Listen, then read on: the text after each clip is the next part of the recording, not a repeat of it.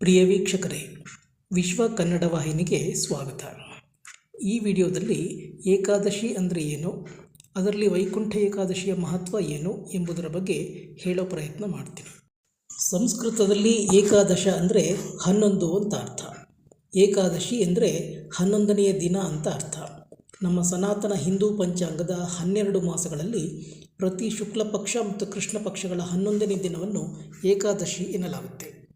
ಈ ದಿನ ಯಾವ ಆಹಾರವನ್ನೂ ಸೇವಿಸದೆ ಉಪವಾಸ ಮಾಡುವ ಸಂಪ್ರದಾಯ ಇವತ್ತಿಗೂ ಕೆಲವರಲ್ಲಿದೆ. ಈ ದಿನ ಮಹಾವಿಷ್ಣುವಿನ ಪ್ರೀತ್ಯರ್ಥವಾಗಿ ಉಪವಾಸ ವ್ರತ ಕೈಗೊಳ್ಳುವ ಸಂಪ್ರದಾಯ ನಮ್ಮಲ್ಲಿದೆ. ಈ ದಿನ ಕೆಲವರು ಅನ್ನವನ್ನು ಮಾತ್ರ ತ್ಯಜಿಸಿ ಉಪವಾಸ ಆಚರಿಸಿದರೆ, ಮತ್ತೆ ಕೆಲವರು ಹನಿ ನೀರನ್ನೂ ಕುಡಿಯದೆ ನಿರಾಹಾರ ವ್ರತವನ್ನು ಆಚರಿಸುತ್ತಾರೆ. ಏಕಾದಶಿ ದಿನದಂದು ಉಪವಾಸ ಇದ್ದು ಮಾರನೇ ದಿನ ಅಂದರೆ ದ್ವಾದಶಿಯಂದು ಬೆಳಗ್ಗೆ ಪಾರಣೆ ಅಂದರೆ ಊಟ ಮಾಡುವ ಸಂಪ್ರದಾಯ ಇದೆ. ಕೆಲವರು ಏಕಾದಶಿ ದಿನ ಮೌನವ್ರತ ಸಹ ಆಚರಿಸುತ್ತಾರೆ. ವೈಜ್ಞಾನಿಕವಾಗಿ ಕೂಡ ಪ್ರತಿ 15 ದಿನಗಳಿಗೊಮ್ಮೆ ಉಪವಾಸ ಮಾಡೋದು ಆರೋಗ್ಯಕ್ಕೆ ಒಳ್ಳೆಯದು ಅಂತ ಸಾಬೀತಾಗಿದೆ.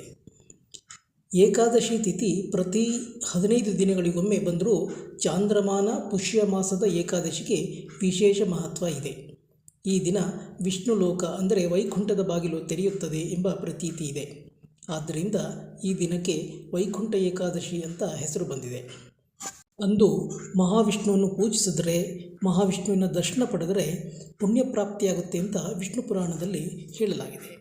ಅದೇ ರೀತಿ ಆಷಾಢ ಮಾಸದ ಶುಕ್ಲ ಪಕ್ಷದ ಏಕಾದಶಿಗೆ ಶಯನಿ ಏಕಾದಶಿ ಅಥವಾ ಪ್ರಥಮ ಏಕಾದಶಿ ಎಂದು ಹೆಸರು. ಆ ದಿನ ಮಹಾವಿಷ್ಣು ಯೋಗ ನಿದ್ರೆಗೆ ತೆರಳುವನೆಂದು, ಮುಂದೆ ಕಾರ್ತಿಕ ಮಾಸದ ಶುಕ್ಲ ಪಕ್ಷದ ಪ್ರಬೋಧಿನಿ ಏಕಾದಶಿಯ ನಂತರ ಬರುವ ಉತ್ಥಾನ ದ್ವಾದಶಿ ಎಂದು ನಿದ್ರೆ ಮುಗಿಸಿ ಎಚ್ಚರಗೊಳ್ಳುತ್ತಾನೆಂದು ಆಸ್ತಿಕರ ನಂಬಿಕೆ.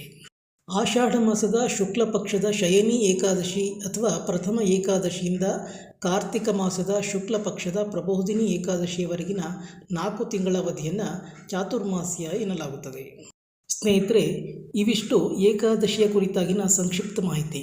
ಇದರ ಬಗ್ಗೆ ನಿಮ್ಮ ಅನಿಸಿಕೆ ಅಭಿಪ್ರಾಯಗಳನ್ನು ತಿಳಿಸಿ ಅಂತ ಕೇಳ್ಕೊಳ್ತಾ, ನಿಮಗೆ ಈ ಮಾಹಿತಿ ಇಷ್ಟವಾಗಿದ್ದರೆ ದಯವಿಟ್ಟು ಲೈಕ್ ಮಾಡಿ, ಶೇರ್ ಮಾಡಿ ಮತ್ತು ಸಬ್ಸ್ಕ್ರೈಬ್ ಮಾಡಿ ಅಂತ ಕೇಳ್ಕೊಳ್ತಾ ಈ ವಿಡಿಯೋನ ಇಲ್ಲಿಗೆ ಮುಗಿಸ್ತಾ ಇದ್ದೀನಿ.